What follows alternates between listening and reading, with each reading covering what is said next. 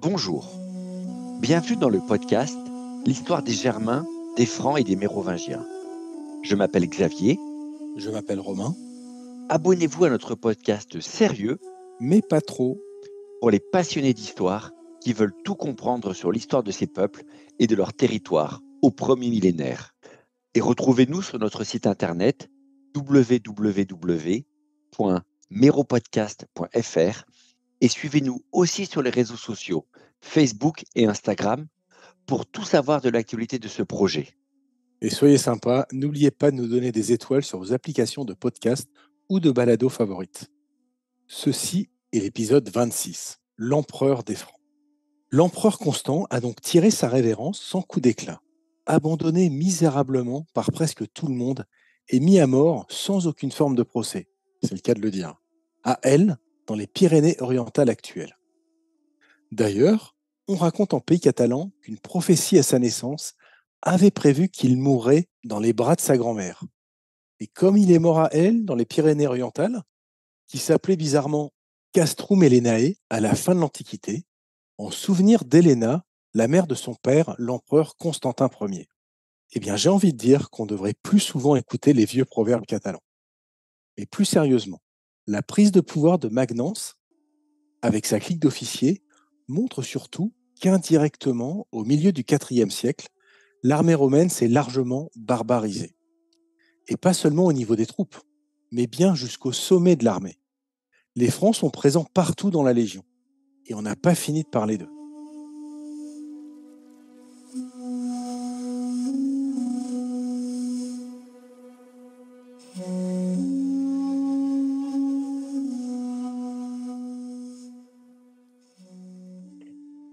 Alors, qui est vraiment Magnence, le nouvel empereur de 350? Pour les auteurs antiques comme Zosime ou Aurelius Victor, pas de doute. L'homme est un lête germain, né autour d'Amiens dans la Somme. Et si c'est bien le cas, il n'est sûrement pas le seul dans cette situation parmi le haut commandement de l'armée. Parce que c'est son subordonné Guéizo, un officier de cavalerie avec un nom typiquement franc, qui va exécuter l'empereur Constant au pied des Pyrénées. Et on apprend d'ailleurs dans un texte d'Amien Marcellin, un autre historien, qu'un certain Lagnoguèze est le dernier officier à être resté avec Constant Ier dans l'église d'Elne jusqu'à sa mise à mort. Lagnoguèze, le dernier fidèle donc, membre de sa garde personnelle, avec un nom que là encore, vous reconnaissez facilement, comme germanique. Au milieu du IIIe siècle, l'armée romaine a intégré des Francs à tous les niveaux, dans tous les grades comme dans toutes les unités de l'Ouest, puisqu'on en trouve parmi les loyalistes de Constant Ier comme parmi les conspirateurs de Magnence. Et c'est exactement ce qu'on désigne couramment sous le nom de barbarisation de l'armée. Alors, il faut quand même être prudent avec cette notion souvent mal comprise de barbarisation, parce que le mot est carrément connoté dans notre langue moderne. D'ailleurs, les historiens préfèrent désormais parler d'armée romaine tardive, ce qui est quand même un peu plus neutre. Pourtant, cette barbarisation, au sens strict de l'armée romaine, est bien réelle, mais elle n'a rien à voir avec une sauvagerie particulière des troupes ou un grand bazar dans la discipline. La barbarisation au IVe siècle n'est même pas une folle nouveauté pour les Romains. C'est tout simplement l'accélération de l'ouverture de l'armée romaine aux hommes venant des marges de l'Empire. Aujourd'hui, on appellerait ça la diversité. Et oui, forcément. C'est sûr qu'avec tous ces prisonniers qu'on a capturés et installés en Gaule depuis Probus et les autres, il fallait bien douter qu'on finisse par les retrouver un jour ou l'autre. S'ils apparaissent largement dans les textes de l'époque, c'est bien parce que leur présence est totalement attendue et assumée dans l'armée. D'ailleurs, certains d'entre eux n'ont pas pris la peine de transformer leur nom pour se faire passer pour des Romains pur jus. Preuve que tout le monde s'en fout, quoi. Et puis comme ils sont là depuis un moment maintenant, c'est logique qu'ils adoptent une posture genre la Gaule, tu la défends ou tu la quittes. Ils ont d'ailleurs tout à y gagner. C'est un peu l'ascenseur social de l'époque, si on se risque à faire la comparaison. Un autre point que je souhaiterais aborder maintenant concerne l'idée reçue très enracinée selon laquelle c'est la barbarisation de l'armée qui serait la cause de la chute de l'Empire romain. Et oui, en 350, on est quand même à un siècle, voire un siècle et demi, de la date fatidique de 476. Si c'était la barbarisation la cause de la fin de l'Empire, ce serait quand même un poison vachement lent. Et en plus, cette pratique d'intégrer des barbares est tout sauf une nouveauté au IVe siècle, comme on l'a dit. Depuis très longtemps, même lors de la République romaine, puis l'Empire, on enrôle en masse des contingents de troupes qu'on appelle auxiliaires, composés de non-citoyens romains. D'abord, on a eu des hommes recrutés dans les provinces de l'Empire, où la citoyenneté n'était pas du tout généralisée. Donc en gros, 90% de l'Empire en fait avant le IIIe siècle. Des non-citoyens donc, voire même des barbares nés hors des frontières, qui se faisaient enrôler comme mercenaires au sein de ces unités. Mais pour autant, ces troupes d'auxiliaires ont toujours été parfaitement intégrées à la machine militaire romaine, que ce soit comme des contingents équipés et organisés exactement comme les légions, ou comme des régiments de type régionaux. Cavaliers lourds asiatiques, archers à cheval scythes, on a pas mal d'exemples de ces corps d'armée avec une couleur locale, venant d'Occident avec des Germains, ou d'Orient. Rappelez-vous Maximin le Thrace, par exemple, si vous vous souvenez de l'épisode 11 lors de sa campagne contre les Alamans en 235. Des hommes qui viennent des quatre coins de l'Empire, servant Rome avec simplement un armement et des tactiques spécifiques en complément des points forts habituels de la Légion romaine. Donc, n'allez pas croire que ces troupes auxiliaires étaient de petites bandes à moitié sauvages d'irréguliers servant à côté des belles légions romaines bien organisées et efficaces. Dès le début de l'Empire, ces troupes sont fondamentalement structurées à la romaine. Contrat, formation, logistique et même donc dans certains cas équipement, elles ressemblent quoi qu'il en soit largement aux légions classiques. Et surtout, elles deviennent de plus en plus nombreuses au fur et à mesure que l'Empire s'étend, ainsi que ses besoins en bras. Le gros changement, s'il y en a un, c'est plutôt au IIIe siècle. C'est là que le vieux carcan légion pour les citoyens romains et auxiliaire pour les autres explose, notamment grâce à un décret impérial de 212 qui ouvre la citoyenneté à la quasi-totalité des habitants du monde romain. Par la magie de cette décision de Caracalla, inventée surtout pour optimiser la collecte des impôts d'ailleurs, une bonne partie des hommes et des femmes vivant dans l'Empire se retrouvent tout à coup bombardés citoyens, et en particulier les combattants des troupes auxiliaires. Ce qui va rapidement entraîner la fin des vieilles distinctions, avec le déclenchement de la crise du IIIe siècle. Les troupes auxiliaires commencent donc à mélanger allègrement à partir de 212 barbares et nouveaux citoyens, et cette mixité de fait va finir par s'imposer aussi dans la Légion au fil des décennies.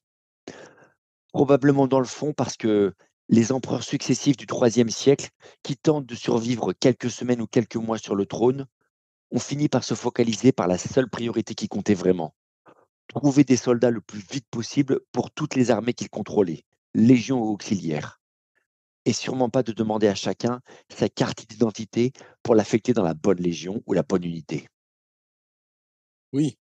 Et puis n'oublions pas qu'à la fin du IIIe siècle, Dioclétien et ses réformes ont tué le vieux modèle, de toute façon. En réorganisant l'armée romaine avec de nouvelles unités qui remplacent définitivement les anciennes légions et les troupes auxiliaires, les tétrarques ont mélangé tout ce beau monde dans la toute nouvelle structure de l'armée du Bas Empire. Et donc, en 350, plus personne ne s'étonne de retrouver des barbares ou des descendants de l'Ète intégrés à 100% dans l'armée romaine. Mais une chose qui ne devrait pas changer, enfin je pense, au IIIe comme au IVe siècle, c'est que barbarisation ou pas de la Légion, c'est que l'armée romaine, ça reste l'armée romaine, bordel. La Légion ne restait-elle pas un formidable outil pour faire la guerre, bénéficiant autant de son histoire, de son expérience, de son professionnalisme, que de son aura légendaire, au IVe siècle comme au siècle précédent, non? Et c'est vrai, les soldats qui intègrent l'armée romaine, barbares ou autres, deviennent des soldats romains avant tout. La machine à intégrer les hommes qu'est l'armée marche à plein régime durant le IVe siècle. Et ça, malgré les nouveautés comme dans l'armement par exemple. Parce qu'on a remplacé peu à peu le bon vieux glaive par la spata, la grande épée large des Germains, qui devient l'épée standard dans toute l'armée à partir du troisième, et dont vous pouvez voir une des plus récentes découvertes sur notre site et sur notre compte Facebook et Instagram. Et puis dans la structure aussi.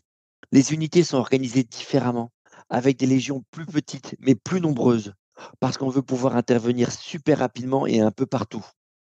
Justement, on sépare les troupes qui surveillent la frontière, ce qu'on appelle l'Imetanei pour le Limes, des unités mobiles d'intervention, qu'on appelle maintenant le Comitatus, mieux équipées et mieux formées pour frapper vite et fort dès qu'un barbare ose traverser la frontière. Mais c'est vrai, malgré ces transformations, une chose ne change pas. Les soldats qui rejoignent l'armée au IVe siècle, quelle que soit leur origine ou leur affectation, deviennent des soldats romains, des troupes disciplinées, entraînées, organisées et toujours redoutables contre les ennemis d'outre-Rhin par leur cohésion et leurs automatismes. S'il y a une barbarisation dans l'armée, c'est dans la masse de soldats utilisés qu'il faut le comprendre, pas dans une soi-disant baisse de la qualité en tant que telle. Des études ont bien été menées pour tenter de mesurer numériquement le phénomène, mais c'est très difficile de conclure sur le sujet. Le mélange est tel en 350 entre soldats citoyens, descendants de l'Ète ou d'Éditis et mercenaires barbares à l'intérieur des mêmes unités que c'est littéralement impossible d'avoir une idée précise du phénomène de toute façon. Mais le recrutement des légions reste quand même une affaire locale dans l'Empire. Les troupes viennent toujours d'une région particulière, de préférence frontalière.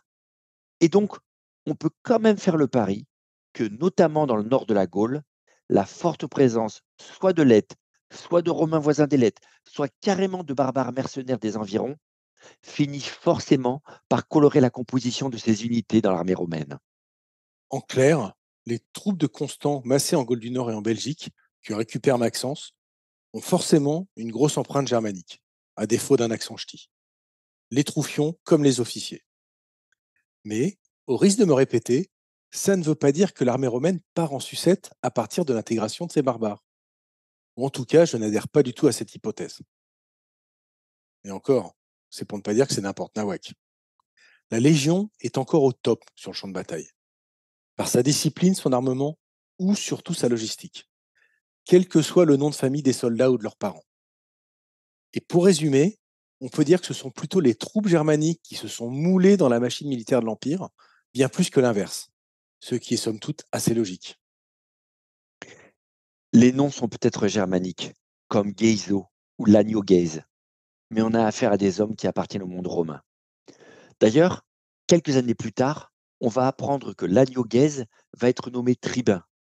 Et Geiso, lui, sera consul de Rome sous Maxence l'année qui suit son coup d'État, sans doute en récompense de son bon travail avec l'empereur Constant Ier.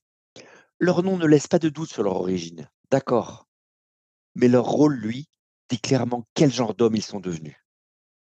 C'était quoi déjà cette inscription sur la tombe romaine de Budapest? Francus ego civis, Romanus miles in armis? Ce qui nous ramène à Magnence lui-même, dont l'origine elle-même est un peu suspecte. Alors franc ou pas? Les auteurs antiques le décrivent sans ambiguïté comme un barbare, élevé parmi les Lètes et ayant appris le latin dès son plus jeune âge. Une description donc apparemment sans appel. L'homme serait un franc, puisqu'il vient de la région de Amiens, où on a parqué un grand nombre d'Hélettes après les campagnes de Constance Chlore, en Angleterre notamment. Un fils de Germain qui s'est fondu dans le moule de l'armée romaine, comme tous les autres barbares, pour monter en haut de l'échelle. Ce qui est évidemment possible, mais pose quand même question. D'abord, à cause de son nom, qui est totalement romain, comme celui de son frère, un certain Desiderius. Rien à voir donc avec les officiers germains qui, eux, ont gardé leur patronyme germanique, comme Gézo ou Lanio-Gaise. Premier élément curieux donc. Et puis, il y a un autre problème, c'est son rôle particulier. Alors oui, la plupart des grades sont maintenant ouverts à des barbares et à des lettres, on l'a dit. Mais les fonctions militaires, c'est une chose. Le titre d'empereur, c'est un petit peu différent quand même. L'empereur, c'est le guide civil de l'Empire, la figure quasi divine qui commande sur tous les peuples et qui garantit les lois et la paix dans tout le monde romain. Ça semble un peu douteux qu'un barbare puisse prétendre à un rôle symbolique pareil, surtout avec la complicité des grands personnages de l'État, bien romains eux pour leur part. Que ces dignitaires de l'Empire choisissent un général avec le soutien de l'armée pour les débarrasser de Constant Ier, d'accord. Mais qu'ils choisissent un barbare, un non-citoyen pour le rôle, ça, c'est un peu étonnant. En fait, il est bien possible que l'accusation de fils de Leth soit une affabulation posthume pour accabler la mémoire de Magnence, celle d'un usurpateur que les auteurs romains postérieurs vont rejeter dans la barbarie, bien condamner son audace. On ne saura sans doute jamais le fin mot de l'histoire, mais l'une des théories possibles, c'est que comme tout bon mensonge, il prend racine dans certains traits de la réalité. Le coup d'état de Magnence était tellement truffé de francs d'empire que même si lui n'en était pas un, ses ennemis ont pu parfaitement lui coller cette étiquette de barbare sur le dos et que ça a semblé assez crédible à tout le monde pour que l'accusation lui reste. Conclusion. On n'en est pas sûr à 100%, mais l'option du métis, pour parler de façon moderne, est un compromis assez favorisé par les historiens. La théorie, c'est qu'il serait né d'un père romain, peut-être lui-même officier chez Constance Chlore ou Constantin, et d'une femme franque, d'une communauté lettique du nord de la Gaule. En tout cas, on a affaire à un homme avec une double culture. Reconnu par le monde romain, avec son nom typiquement latin et son beau réseau de dignitaires de l'Empire dans sa conspiration, et entouré de francs d'Empire, le socle de son pouvoir militaire, et qui se rallie en masse au nouvel empereur de l'Ouest. Alors l'obscurité des sources sur les origines de Magnence n'est pas forcément due au hasard ou au désordre de l'époque. Ce n'est pas obligatoirement une histoire de malchance avec la conservation de sources antiques ou une purge des archives par ses opposants après sa mort.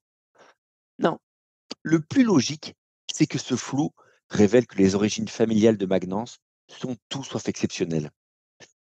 Avec Magnence, on a sans doute affaire à un illustre inconnu, un homme sans famille puissante derrière lui, sans réseau dans les grandes dynasties impériales, un provincial, voire pire, un franc d'origine lette donc, que les grands aristocrates romains voient comme un parvenu, voire un vulgaire bouseux. Ce qui, en soi, est un problème pour Magnence. Et ce n'est pas qu'une question d'ego. Être vu comme un homme sans ancêtre prestigieux dans la société romaine est forcément un problème pour un usurpateur. Si Magnence n'a pas de parents importants, ni d'alliance parmi les grandes familles pour entourer son coup d'État d'une vague légitimité, établir sa crédibilité d'empereur romain devient forcément une priorité. Ce qui expliquerait ses premières manœuvres une fois débarrassé de Constant Ier. Car Magnence n'est sûrement pas un imbécile, comme l'a prouvé sa prise de pouvoir à Autun en 350. Rappelons brièvement les étapes. Tout d'abord, sécuriser une place importante dans la hiérarchie militaire d'un empereur qu'il déteste, ce qui au minimum prouve un bon talent de dissimulation. Magnence, en devenant chef de la garde impériale, a sans doute réussi à se faire assez aimer et respecter à la cour pour au moins se constituer un petit réseau de soutien parmi les grands officiers. Ensuite, préparer le scénario favorable pour son coup d'État, attendre le départ de Constant à la chasse, mobiliser les hommes clés du régime comme Marcellinus, puis attirer tous les hauts fonctionnaires du coin dans un seul lieu, contrôlés par ses troupes pour les mettre devant le fait accompli. Et enfin, une prise en main ultra rapide pour ne laisser à personne l'opportunité de réagir, en contrôlant l'information par le blocage de la ville et en attirant tous les personnages gênants de l'Empire pour les exécuter discrètement. Et finalement, comme on l'a dit, retrouver Constant et s'en débarrasser sans la moindre pitié. Donc l'étape 1 de ce master plan, c'est une course de vitesse pour imposer son pouvoir en janvier 350, avant que personne n'ait le temps de réagir. Et surtout pas cet ange de Constant Ier. Mais l'étape 2, c'est devenir légitime comme empereur aux yeux de tous. Et quand on dit tous, on pense en particulier au reste de la famille impériale, qui l'a peut-être un peu mauvaise pour le coup, hein. Et une famille représentée à ce stade par deux des derniers enfants encore en vie de Constantin le Grand. Alors, on a la grande sœur de Constant Ier, l'empereur assassiné, qui s'appelle Constance, et leur frère, le cadet des trois fils, qui est devenu l'empereur d'Orient, Constance II. Alors, désolé pour le choix des prénoms. Constantin le Grand n'a pas fait preuve de la plus grande originalité dans les choix. Alors, la grande sœur Constance sera déclarée sainte par l'Église quelques décennies plus tard. Donc, nous allons l'appeler comme ça dorénavant pour ne pas trop nous y perdre. Sainte Constance, donc, même si les textes anciens la décrivent sous un jour pas très raccord avec une image pieuse. Mais passons, ce n'est pas le propos. Sainte Constance, donc, et son frère, Constance II, l'empereur oriental. Fondamentalement, la vraie légitimité de l'Empire reste dans cette famille, et Magnan sait qu'il est obligé de composer avec ces deux-là. ou de s'en débarrasser. C'est l'un ou l'autre. Il ne peut pas y avoir un empire stable à l'ouest si la famille de Constantin le Grand et avec eux toutes les forces militaires et économiques de l'empire décident de se dresser contre lui. Or, coup de chance pour Magnence en 350, ni Sainte Constance ni Constance II n'ont vraiment les moyens de se venger du meurtrier de leur petit frère. Constance II, le concurrent le plus redoutable pour Magnence évidemment, est empêtré dans sa guerre à l'est avec les Sassanides. Une guerre d'usure lancée par l'Empire mésopotamien depuis 13 ans déjà et qui accapare l'empereur romain et toutes ses ressources pour le moment. À ce stade, impossible pour lui de s'occuper de l'Ouest en 350. Quant à Sainte Constance, c'est une jeune veuve à ce stade, vivant à l'ouest de l'Empire, probablement en Italie. Son premier mari, son propre cousin, a été exécuté dans la grande purge de 337 ordonnée par les trois frères, si vous vous rappelez. Trois frères qui ne l'ont pas laissé se remarier depuis. Waouh! Ça devait être tendu les repas de famille chez Constantin le Grand quand même. En tout cas, Sainte Constance est maintenant sans rôle officiel dans l'Empire. Elle garde évidemment une énorme valeur politique, mais elle ne dispose pas de pouvoir en tant que telle. Seule option pour elle, si elle ne veut pas tomber entre les griffes de Magnence, qui prend rapidement le contrôle de tout l'Ouest début 350, y compris l'Ibérie, la Bretagne et l'Italie, c'est de filer à l'Est rapidement. Ce qu'elle fait en allant se mettre sous la protection du général en chef des armées du Danube, un général qui, lui, n'a pas rejoint Magnence dans sa rébellion. Cet homme s'appelle Vetranio, un militaire romain d'un âge avancé, mais respecté par ses légions et ancien fidèle de Constant Ier.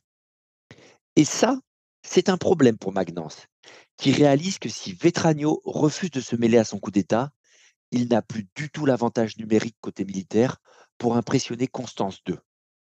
Ce qui justifie que dans un premier temps, Magnence le redoutable, Magnence le général froid et sans pitié, va tenter de se faire passer pour un tout autre homme.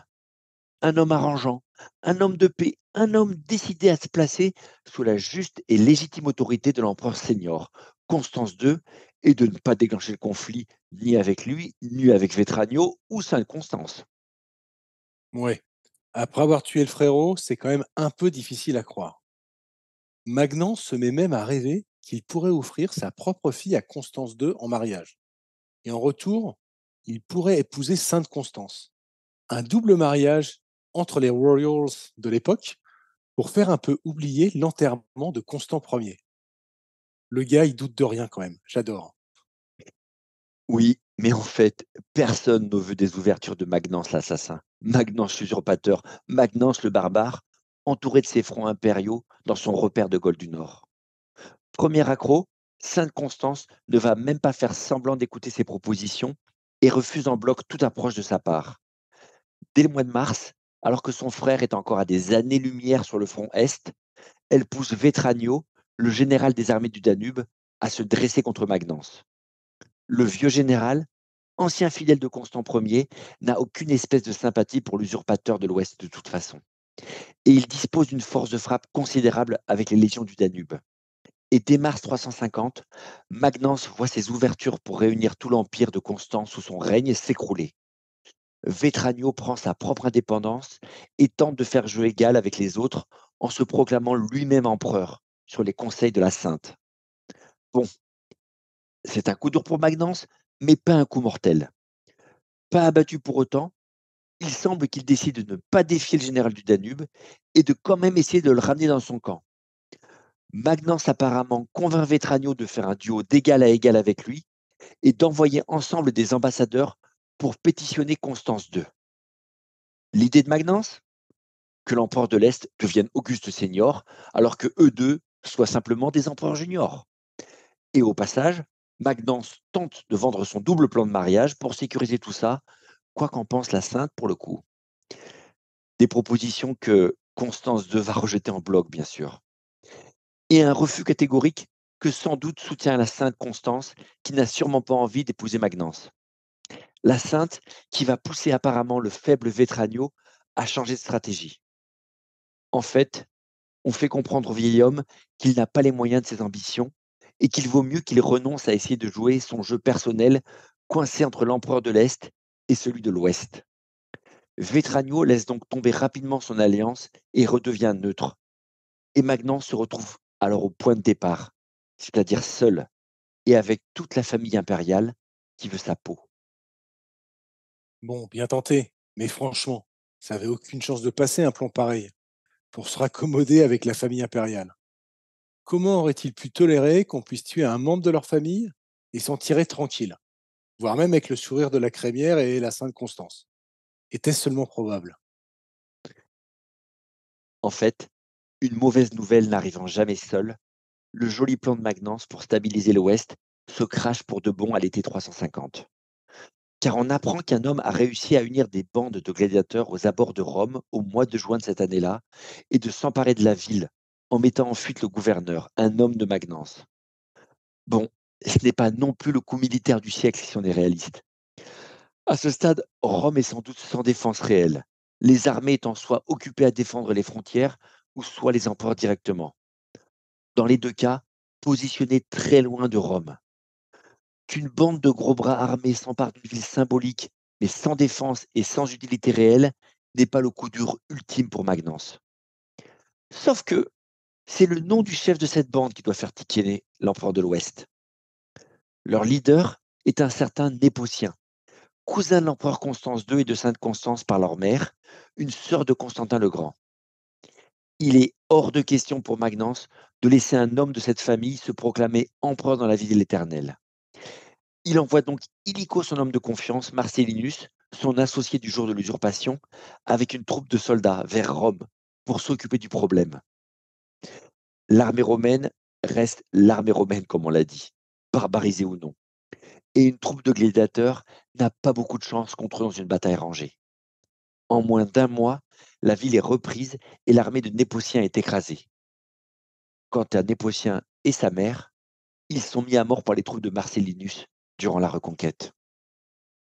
Si Magnance espérait que le meurtre de Constant pourrait passer sur un malentendu avec son grand frère Constance II, cette fois, ça va être compliqué. Avec un frère, une tante et un cousin au passif de son bilan, aucune chance pour que Constance II laisse couler et tolère un collègue de ce genre sur le trône à l'ouest. Que ses frères d'armes francs d'Empire le soutiennent en Gaule et dans les provinces de l'Ouest, pourquoi pas. Mais ailleurs, soyons clairs, Magnance a zéro ami dans l'Empire. Alors en tout cas, pas grand monde. D'autant que les mauvaises nouvelles vont lui parvenir en rafale dans son QG des Gaules à la fin de l'été 350. Premièrement, après 13 ans de guerre, une trêve a finalement été établie entre Constance II et l'empereur sassanide. Une petite paix précaire que s'empresse de signer l'empereur d'Orient et qu'accepte le souverain de Mésopotamie pour régler des conflits internes dans son propre royaume. Pour Magnance, le ciel commence carrément à s'assombrir tout à coup et il n'y a plus d'illusions à avoir. En conséquence, le changement de ton dans sa propagande est net, notamment sur les pièces de monnaie où la figure de Constance II disparaît et où fleurissent maintenant des slogans comme Rénovateur de Rome ou Libérateur de Rome. Pièces que je vous invite à aller voir en vous abonnant à notre compte Mero Podcast sur Facebook ou Instagram. Magnance commence à se positionner comme le défenseur de l'Empire contre la tyrannie de la famille de Constance II et à se préparer à l'inévitable confrontation. Mais en réalité, le méchant cadeau lui parvient le 25 décembre de cette année-là, quelque part en provenance des Balkans. Magnance apprend que les armées d'Orient de Constance II ont fait leur jonction avec celles de Vétragno sur le Danube et que l'empereur de l'Est a retrouvé sa grande sœur Sainte Constance. Dans une belle cérémonie d'unité devant les troupes rassemblées, Constance II pardonne à Vétragno son usurpation du mois de mars et déclare à tous que le vieux général est comme un père pour lui. Une belle mascarade donc, qui va lui permettre de mettre ses affaires en ordre pour l'année 351 et de préparer son conflit inévitable avec Magnance. D'abord, il se débarrasse de Vétragno en l'envoyant à la retraite, couler des jours heureux quelque part en Asie, et il réunit les deux armées en une seule. Évidemment, on a envie de dire. Et pour boucler la boucle, il décide de marier sa sœur Sainte Constance à l'un de ses deux petits cousins survivants. Et Constance II, qui apparemment veut faire place nette et resserrer les liens des derniers survivants de la famille impériale, confie au couple la garde de l'Est de l'Empire. là où la trêve avec les Sassanides doit rester sous surveillance avec une présence officielle en nom et place de Constance de l'empereur. Et maintenant, l'empereur de l'Est a les mains libres pour se focaliser sur le véritable problème numéro un de son règne et qui doit être résolu sans tarder. Régler son compte à l'empereur franc Magnence, dont l'usurpation est un crime qu'il n'a sûrement pas l'intention de pardonner. L'année de négociation prend fin. Et pour une nouvelle génération qui n'a pas connu la guerre civile, l'année 351 va être celle où l'armée des Francs d'Empire va devoir défier un ennemi à sa mesure avec l'armée romaine d'Orient. Magnence, l'empereur des Francs libres, va devoir défendre son trône, l'épée, enfin la spata, à la main. Et ceci est une autre histoire. Merci d'avoir écouté cet épisode de L'histoire des Germains, des Francs et des Mérovingiens, le podcast dédié à l'histoire de France durant le premier millénaire. N'hésitez pas à nous contacter sur meropodcast.fr@gmail.com et rendez-vous au prochain épisode.